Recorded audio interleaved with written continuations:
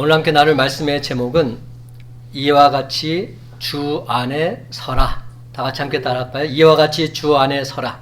이와 같이 주 안에 서라. 여러분, 오늘 우리는 맥주 감사 주일로 지키고 있습니다. 맥자는 보리 맥자요, 추자는 가을 추자입니다. 맥주라는 뜻은 보리 가을이라 이런 말이 되죠. 발음도 좀 이상하고 뜻도 좀 이상합니다. 맥주, 잘못하면 맥주가 돼요. 근데 여러분, 오늘이 시원한 맥주를 마시면서 하나님의 은혜에 감사드리는 날이 아니라는 건 여러분들이 다들 알고 계시지 않습니까?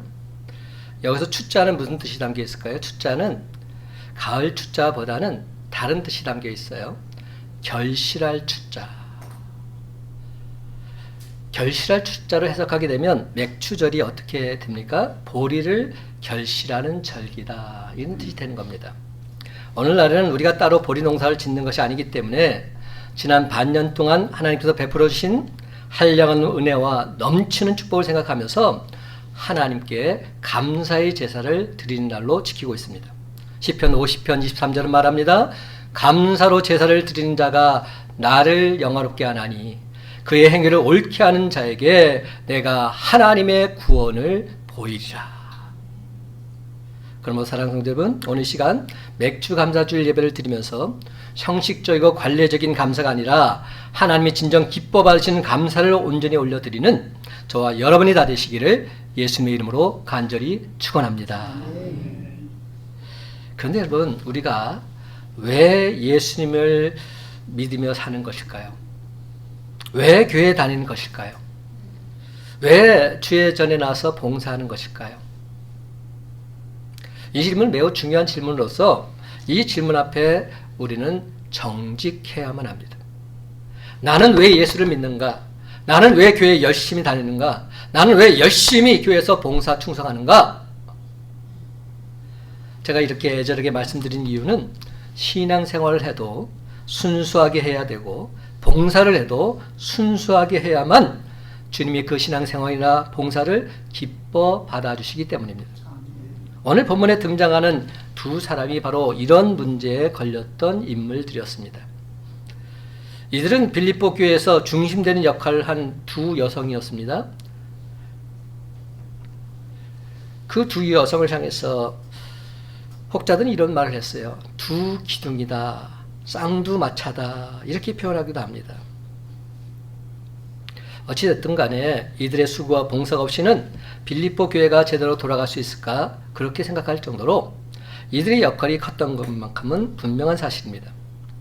근데 문제는 이들이 주 안에 굳건히 서서 오직 주님만을 기쁘시게 하려는 그러한 일관된 자세, 교회에 덕과 유익을 끼치려는 그러한 자세로 봉사하기만 했다면 참 좋았겠는데 그렇지 않았다는 데 있습니다. 그렇다면 그들은 왜 그랬을까요?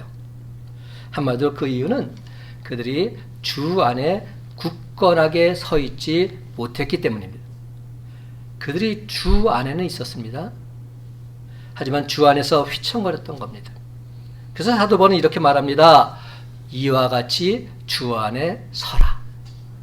이 말씀은 주님의 일이란 믿음으로 하는 것이기에 주 안에 굳건히 서야만 제대로 감당할 수 있다는 겁니다. 재주만 가지고 능력만 가지고 경험만 가지고 감당할 수 있는 게 아니라는 겁니다. 세상 사역과 다르다는 겁니다.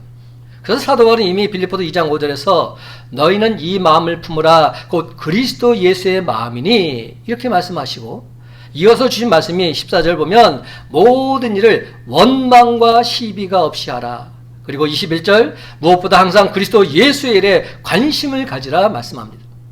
저는 이 말씀을 모든 봉사자들은 주님의 일, 교회의 일을 감당해 나가되 그 일을 자기 이름이나 자기 명예나 심지어 자기의 미래 발판으로 삼지 말고 오직 그리스도 예수의 정신으로 그리스도만을 위해서 일하라, 이런 말씀으로 이해했습니다.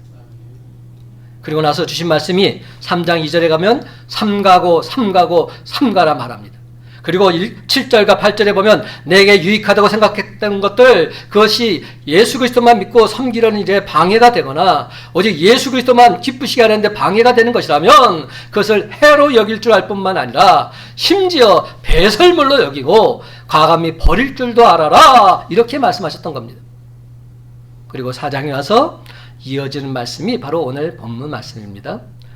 4장 1절부터 3절까지 다 같이 한 목소리 읽기 원합니다. 그러므로 시작. 그러므로 나의 사랑하고 사모하는 형제들, 나의 기쁨이요 면류가 아닌 사랑하는 자들아, 이와 같이 주 안에 서라. 내가 유오디아를 권하고 순두개를 권하노니 주 안에서 같은 마음을 품으라. 또 참으로 나와 멍에를 같이 한 내게 구하노니 복음에 나와 함께 힘쓰던 저 여인들을 돕고 또한 글레멘도와 그 외에 나의 동역자들을 도우라. 그 이름들이 생명책에 있느니라. 감사하게도 3절 하반절을 보게 되면 그들의 이름이 생명책에 아직 있다 말합니다. 그들이 지금은 봉사하는 마음이나 봉사하는 자세가 좀 삐뚤고 서툴다 할지라도 본래 거듭난 사람들이고 주 안에 있는 사람들이기에 그저 휘청거리면서 서 있을 따름이요, 때론 제대로 서 있지 못하고 넘어질 따름이지 주 안에 있는 사람들이기에 그 이름들은 생명책에 밝히 기록되어져 있다 말씀하고 있습니다. 그러면 여러분, 우리는 오직 감사할 따름입니다. 그러나 문제는 이름이 생명책에 있긴 있대 이름이 있다는 것은 구원에 가는 것이고 봉사와 상급에 가는 것은 아니기에 그처럼 휘청거리며 봉사해서는 안 된다 말하고 있는 겁니다. 그렇다면 여러분, 우리가 어떻게 주 안에 서서 주를 믿으면서 주의를 하면서 살아가야 하겠습니까? 유오디아와 순두개의 경우는 둘 사이의 마음 문제이기 때문에 그들은 같은 마음을 품기만 하면 된다 말하고 있습니다. 내가 유오디아를 권하고 순두개를 권하노니 주 안에서 같은 마음을 품으라. 근데 여러분, 이렇게 같은 마음을 품으라 하신 말씀을 놓고 볼 때 이런 생각이 들지 않을 수 없어요. 그들은 다 주 안에 있는 사람들이고 그 이름이 생명책에 기록된 사람들이며 열심히 주의를 하고 있는 사람들뿐만 아니라 계속 열심히 하려고 애쓰는 사람들인데 왜 마음이 같지 않을까? 왜 마음이 하나 되지 못할까? 여러분, 이 부분에 대해서 어떻게 생각하십니까? 왜 주의를 하는데 같은 마음이 잘 안 드는 것일까요? 물론 사람마다 상황마다 그 이유는 다르겠지만 대부분의 경우 오해, 의심, 시기, 질투 이런 것들이 주 원인들입니다. 그 중에도 시기와 질투라는 것은 나쁜 일에만 나타나는 것이 아니라 거룩한 주의 일에도 나타납니다. 하나님께 영광 돌리는 일에도 하나님을 찬양하는 일에도 나타난다는데 그 심각성이 있습니다. 그래서 이 시기 질투라는 시험은 시험 중에서도 가장 힘들고 어려운 시험, 즉 고급 시험이라 말하지 않을 수 없습니다. 참으로 감당하기 힘든 시험이요, 뿌리치기 어려운 시험이요, 칼로 베고 또 베어도 끊임없이 잡초처럼 자라는 것, 이것이 바로 시기 질투라는 겁니다. 그러면 여러분, 믿으면 믿을수록, 봉사를 하면 할수록 먼저 이 고급 시험인 시기와 질투 문제 잘 먼저 해결해 나갈 필요가 있습니다. 그렇다면 이제 어떻게 주 안에 살 것인가, 주 안의 선자의 모습이 과연 어떤 모습인지 한번 살펴볼까요? 4절부터 7절까지 우리가 너무 잘 아는 말씀 한 목소리 읽기를 원합니다. 주 안에서 시작. 주 안에서 항상 기뻐하라. 내가 다시 말하노니 기뻐하라. 너희 관용을 모든 사람에게 알게 하라. 주께서 가까우시니라. 아무것도 염려하지 말고 다만 모든 일에 기도와 간구로 너희 구할 것을 감사함으로 하나님께 아뢰라. 그리하면 모든 지각에 뛰어난 하나님의 평강이 그리스도 예수 안에서 너희 마음과 생각을 지키시리라. 아멘. 여기에 보면 주 안의 선자의 모습이 세 가지 측면에서 나타나고 있어요. 먼저 자기 자신과의 관계에서 항상 기뻐하며 살아가는 모습이 나타납니다. 다른 사람과의 관계에서는 어떤 모습입니까? 항상 관여하며 살아가는 모습이 나타납니다. 그리고 하나님과의 관계에서는 항상 기도하며 살아가는 모습. 이것이 바로 주 안의 선자의 바른 모습이다 말씀하고 있는 겁니다. 요약해서 말하자면 주 안의 선자의 모습은 항상 기뻐하고 항상 관용하며 항상 기도하며 살아가는 모습입니다. 사랑하는 성도 여러분, 우린 요즘 참으로 복잡한 세상에서 살고 있습니다. 그러나 이 복잡한 이 시대를 살아가면서 우리가 어떤 삶의 태도를 가지고 살 것인가 매우 중요합니다. 염려하면서 살 것인지 감사하면서 살 것인지 두말할 필요도 없이 저와 여러분은 염려보다는 감사의 삶을 살아가야 하는데 어떻게 하면 우리가 과연 감사의 삶을 살아갈 수 있느냐는 겁니다. 그러기 위해서 오늘 성경 분명히 우리에게 답을 주고 있어요. 첫째, 주 안에서 항상 기뻐해야 한다 말씀하고 있습니다. 주 안에서 항상 기뻐하라. 4절 말씀을 보면 주 안에서 항상 기뻐하라. 내가 다시 말하노니 기뻐하라 말씀합니다. 사도 바울은 기뻐할 형편이 되든 되지 않든 우리는 항상 기뻐하는 삶을 살아야 한다 말하고 있습니다. 우리가 환경이 좋고 여유가 있고 문제가 없을 때는 당연히 기뻐할 수 있는데 어렵고 힘들 때는 원망과 불평이 나오지 않을 수 없습니다. 근데 오늘 본문에 보면 항상 기뻐하라 말씀하고 있는 겁니다. 그렇다면 사도 바울이 항상이란 말의 의미를 잘 몰라서 이렇게 표현하고 있을까요? 항상은 분명히 그 의미가 있습니다. 그래서 바울은 다시금 강조합니다. 내가 다시 말하노니 기뻐하라. 그 어떤 상황 속에서도 기뻐하라는 겁니다.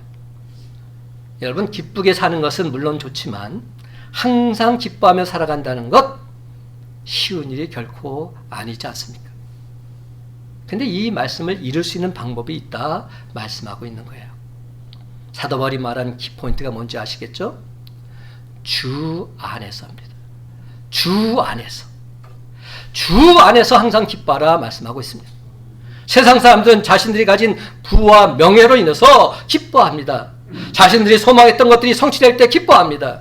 사람들로부터 인정받을 때 기뻐합니다. 하지만 진짜 크리스찬들은, 리얼 크리스찬들은 그렇지 않습니다. 부와 명예가 없다 할지라도 기뻐할 수 있어야 합니다. 우리가 소망했던 것이 다 이루어지지 않았다 할지라도 기뻐할 수 있어야 합니다. 사람들로부터 비난과 질시를 받을 때에도 기뻐할 수 있는 그런 기쁨을 소유하고 살아가야 합니다. 그래서 그리스도인들은 그 어느 누구도 빼앗을 수 없는 참된 기쁨을 소유하고 살아갈 줄로 믿습니다. 그래서 감사절에 우리가 항상 듣는 성경 말씀 중에 하박국 선자의 이런 고백이 있지요. 하박국 3장 17절 18절 말씀. 비록 무화과 나무가 무성하지 못하며 포도나무에 열매가 없으며 감람나무에 소출이 없으며 밭에 먹을 것이 없으며 우리의 양이 없으며 외양간에 소가 없을지라도 나는 여호와로 말미암아 즐거워하며 나의 구원의 하나님으로 말미암아 기뻐하리로다. 없고 다 없다 할지라도 나는 하나님만 있으면 항상 기쁘고 즐겁습니다. 이렇게 고백하고 있는 겁니다.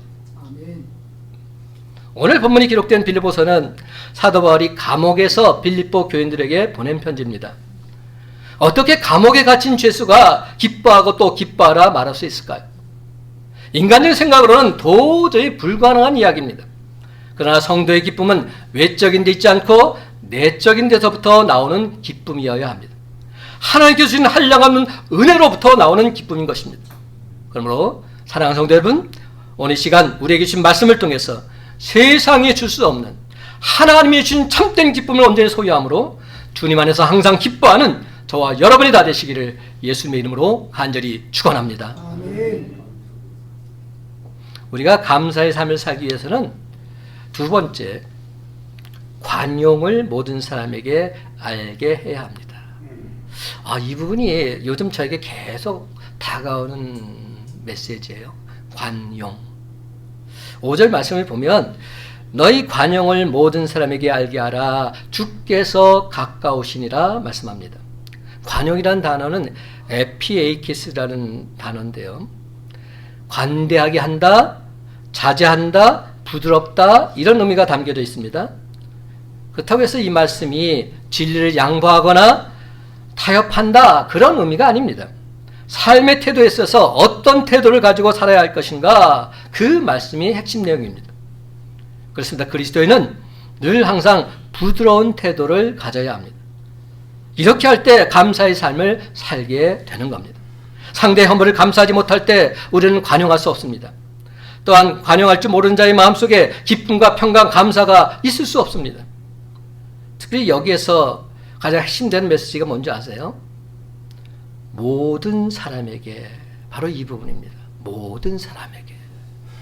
이 말을 우리가 유의해서 살펴볼 필요가 있어요. 우리가 모든 사람에게 관용을 베풀어야 될 이유가 바로 여기에 있습니다. 골로새 3장 13절, 누가 누구에게 불만이 있거든 서로 용납하여 피차 용서하되 주께서 너희를 용서하여 주신 것 같이 너희도 그리하라. 당시 빌립보 교회에 문제가 있었습니다. 그것은 다시 말씀드리지만 교회에서 유력한 여인들이었던 유오디아와 순두계 사이에 갈등이 있었던 겁니다. 이 문제는 교회에 상당한 영향력을 끼칠 수 있는 상황이었어요. 사도 바울은 그들에게 권면합니다. 관용하라. 관용하라. 관대히 용납하라 말하고 있어요. 무조건 용서하라는 겁니다. 세상에 분명히 옳고 그릇됨이 있습니다. 그래서 이것은 옳고 저것은 틀리다 시시비비를 가릴 수도 있고 징계할 수도 있습니다. 또 경우에 따라서는 반드시 엄격하게 판단해서 일벌백계 해야 할 때도 분명히 있습니다. 그러나 세상 일이 옳은 일만 가지고 되는 것 아닙니다. 이보다 더 크고 더 높은 일이 있습니다. 그것이 바로 관용하는 삶을 사는 겁니다. 사랑하는 성도 여러분, 우리가 관용해야 될 또 다른 이유가 있다면 주님께서 가까우시니라 말씀하고 있기 때문입니다. 주님의 재림이 가까워졌다는 겁니다. 예수님 그분은 믿지 않을 때 오셔서 우리를 심판하실 것입니다. 참으로 안타까운 일 아닙니까? 내가 예수 그리스도를 나의 구주로 언제 믿고 살아간다면 언제 주님이 오셔도 상관없잖아요. 우리가 조금 전에 성경 공부 마지막 시간을 가졌어요. 마지막 성경 공부를 하면서 이 말씀을 함께 나누고 끝을 냈습니다.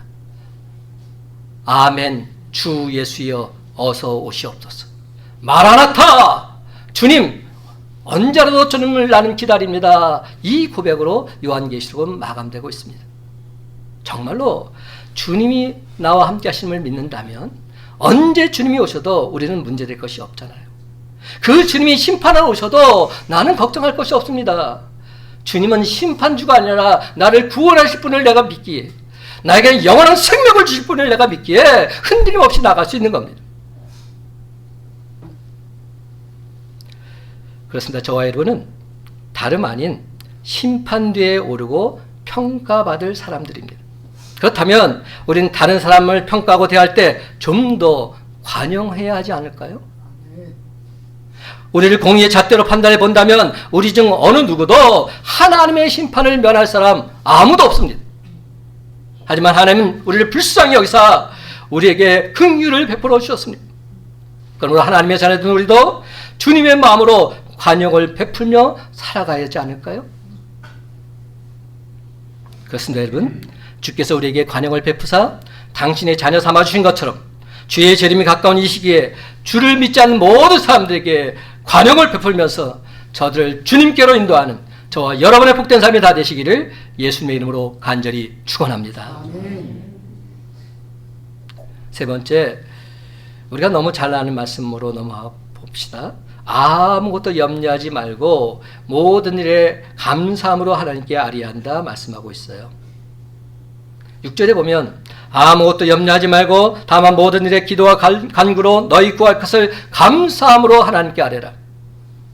여기서 아무것도 이런 말이 나오죠. 아무것도란 말이 무슨 뜻입니까? 단 한 가지조차도 사실 인간적으로 볼 때 빌립보 교인들은 근심하고 염려할 일들이 참 많이 있었습니다. 그들은 심한 핍박을 받고 있었고 교회 안에서 분열과 다툼 같은 혼란한 문제를 안고 있었습니다. 또 먹고 사는 현실적인 문제도 심각할 정도로 어려웠습니다. 그럴 때 우리는 낙심하고 좌절하기 쉽습니다. 그럼에도 불구하고 주님 말씀하십니다. 아무것도 염려하지 말라. 아무것도 염려하지 말라. 그렇다면 여러분, 근심, 염려의 근본 치유책은 무엇이겠습니까? 그것은 아무것도 염려하지 말고 모든 일에 감사함으로 하나님께 아뢰는 겁니다. 기도하는 삶을 살라는 겁니다. 우리가 근심, 걱정, 염려를 물리치는 가장 핵심 비결이 여기 있습니다. 그래서 여러분 마음속에 염려가 생기고 근심이 생길 때 감사의 기도를 하나님께 드려보시기 바랍니다. 감사의 찬송을 하나님께 올려보시기 바랍니다. 분명히 하나님께서 우리의 마음과 생각을 평강으로 지켜주실 줄로 믿습니다. 이것이 염려를 없애는 가장 중요한 방법입니다. 감사는 마치 백신과도 같습니다. 사람에게 어떤 나쁜 바이러스가 찾아오면 병원군에 의해서 감염이 되기도 하고 심하면 죽기도 합니다. 우리가 코로나를 경험하면서 많이 보지 않았습니까? 마찬가지로 신앙생활에도 탐욕의 바이러스, 교만의 바이러스, 원망의 바이러스, 염려의 바이러스, 불안의 바이러스 등등 여러 가지 바이러스들이 있는데 이런 모든 바이러스들을 막아주고 지켜주는 백신이 바로 감사라는 겁니다. 아멘. 우리가 예방주사를 맞으면 유행성 질환들을 이겨낼 수 있는 것처럼 감사의 백신을 맞게 되면 죄의 독소들이 우리 마음에 결단코 들어오지 못합니다. 그래서 이렇게 감사의 기도를 드린 자에게 주는 하나님의 축복이 있다 말씀합니다. 아멘. 7절입니다. 그리하면 모든 지각에 뛰어난 하나님의 평강이 그리스도 예수 안에서 너희의 마음과 생각을 지키시리라. 아멘. 아멘입니다. 여러분, 하나님을 진정 의뢰하는 자, 하나님을 진정 믿고 신뢰하는 자, 참된 평강이 있습니다. 이 평강은 세상이 알 수도 없고 세상이 줄 수도 없는 하나님이 주는 평강인 줄 믿으시기 바랍니다. 아멘. 사랑하는 성도 여러분, 이제 여러분의 삶 속에 항상 기쁨이 넘치길 원합니다. 그래서 늘 관용을 베풀며 사시기 바랍니다. 하지만 이 모든 것들은 우리 삶의 진정 감사가 넘칠 때에만 가능합니다. 그렇습니다, 여러분. 기쁠 때나 슬플 때나 건강할 때나 아플 때나 평안할 때나 괴로울 때나 늘 언제나 범사에 하나님께 감사드리며 사시기 바랍니다. 그래서 모든 지각에 뛰어난 하나님의 평강이 그리스도 예수 안에서 저와 여러분의 마음과 생각까지도 온전히 지켜주시기를 예수님의 이름으로 간절히 축원합니다. 아멘. 감사절에 우리가 또 하나 자주 듣는 말씀이 데살로니가전서 5장 16절에서 18절 말씀입니다. 항상 기뻐하라. 쉬지 말고 기도하라. 범사에 감사하라. 이것이 그리스도 예수 안에서 너희를 향하신 하나님의 뜻이니라. 여러분, 이 말씀의 뜻 이제 조금 이해가 되시죠? 이런 크리스찬이 있다고 한번 가정해 볼까요? 교회는 열심히 다니고 기도도 열심히 하는데 그의 삶의 모습을 보면 항상 슬퍼하면서 살아가고 항상 걱정하면서 살아가고 항상 짜증내면서 살아가고 항상 원망하면서 살아가는 그런 그리스도인 말입니다. 그렇다면 여러분, 이런 사람의 삶을 놓고 볼 때에 과연 그리스도인이다 이렇게 말할 수 있을까요? 없습니다. 없습니다. 왜냐하면 그리스도인이라면 모름지기 항상 기뻐하고 쉬지 말고 기도하며 범사에 감사하는 삶을 살아야 되는데 그렇지 못하기 때문입니다. 하나님의 뜻을 이루며 살아야 되는데 그렇지 않기 때문입니다. 그런데 여러분, 신앙생활을 오래 한 분들을 만나서 그분들의 말을 들어보면 지금 제가 말한 이 모든 사항 모르지 않아요. 다 알고 있어요. 이런 것들을 몰라서 주관에 굳게 서지 못하는 것은 아니다 말들 합니다. 목사님, 다 압니다. 제가 그걸 왜 모르겠습니까? 외웁니다. 항상 기뻐하라, 쉬지 말고 기도하라, 범사에 감사하라, 이것이 그리스도 예수 안에서 너희를 향하신 하나님의 뜻이니라. 이런 것은 옛날에 성경 암송대 때 다 외운 것들이에요. 여러분, 바로 이겁니다. 안다고 해서 되는 것이 아니고요. 성경 구절 몇 구절 달달 외웠다고 해서 잘 되는 것이 아니라는 말입니다. 말씀을 듣고 고민하고 울고불고 갈등하면서 그런 가운데 주님의 음성을 들어야 우리 삶이 달라지게 되어 있습니다. 아, 그거 하면서 무릎 한번 탁 치고 그렇게 깨달은 진리 저절로 행동이 되고 저절로 습관이 되는 것 결단코 아니라는 겁니다. 어떻게 되겠지? 아니요. 안 됩니다. 될 수가 없습니다. 사탄 마귀가 그냥 내버려 두지 않아요. 또 넘어지게 만들고 또 쓰러지게 만듭니다. 그래서 자기와의 싸움을 통해서 치열하게 고민하고 갈등하는 가운데 얻게 된 결론이 바로 이런 결론입니다. 아, 나는 역시 안 되는가 보다. 도저히 안 되는가 보다. 끊을래야 끊을 수 없고 그만두려고 해도 도저히 멈춰지지 않는구나. 기뻐하고 싶어도 기쁨이 안 생기고 감사를 해도 감사가 전혀 나오지 않는 걸 보니까 나 혼자 힘으로는 도저히 안 되겠구나. 주님이 나와 함께 하셔야만 하는구나. 주님이 함께 하지 않으면 나는 아무것도 할 수 없구나. 이럴 때 우리는 과연 어떻게 해야만 하겠습니까? 여러분, 오직 주님께 간절히 매달려야 하지 않을까요? 아멘. 나를 도와달라고, 나를 구비 여겨달라고 간절히 붙잡고 매달려야 하지 않을까요? 그럴 때 우리는 조용히 하나님 앞에 무릎을 꿇고서 우리 구할 것을 감사함으로 하나님께 아뢰 수 있어야 합니다. 하나님 아버지, 나 같은 죄인을 당신의 자녀 삼아주셔서 감사합니다. 저도 이제 주님 안에서 항상 기쁘게 살고 싶습니다. 쉬지 말고 기도하며 살고 싶습니다. 범사에 감사하며 살고 싶습니다. 모든 사람들에게 관용을 베푸며 살고 싶습니다. 제가 진정 참된 그리스도인이 되길 원합니다. 오 주님, 나를 도와주옵소서. 오 주님, 나를 불쌍히 여기사 나를 구원해 주옵소서.